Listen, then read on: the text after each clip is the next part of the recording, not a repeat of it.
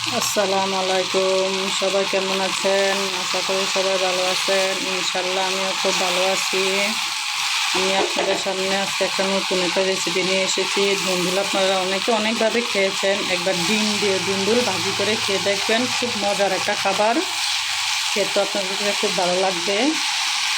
আমি এই ধুন্দুলটা তেলের মধ্যে দিয়ে দিলাম গোল গোল করে কেটে।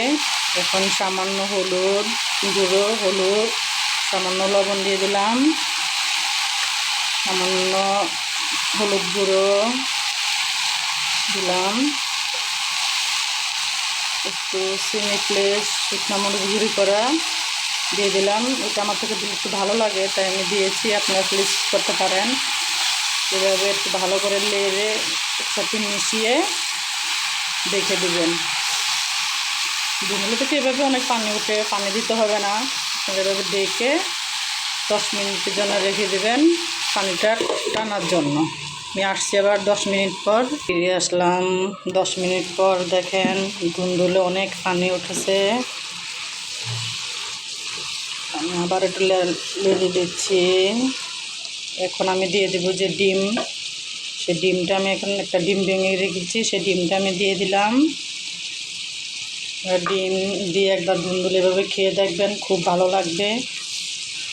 আমরা তো অনেকভাবে ধুন্দুল খাই।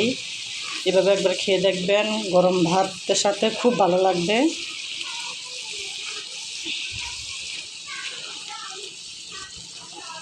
এখন আবার একটু মিশিয়ে নিলাম, মিশিয়ে আবার 5 মিনিটের জন্য আমি রেখে দেব। ফিরে আসছি আবার 5 মিনিট পর। ফিরে আসলাম 5 মিনিট পর। এর মাঝে আমি একটু একটু লেড়ে দিয়েছি। দেখুন আমার পুরোটা পানি, ধুন্দুলে যে পানিটা উঠেছিল পুরোটা টেনে গেছে, টেনে কেমন মাখো মাখো হয়ে গেছে। আর একটু লেড়ে ছেড়ে ভালো করে মিশিয়ে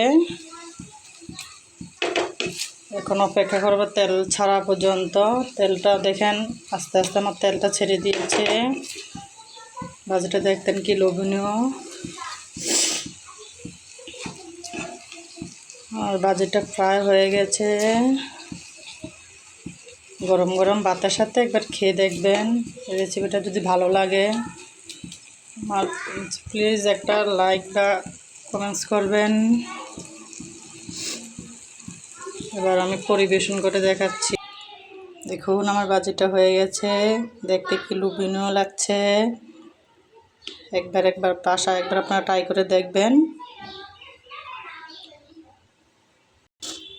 দেখেন কি স্বাদ, খেতে গরম গরম ভাত দিয়ে একবার ট্রাই করে দেখবেন।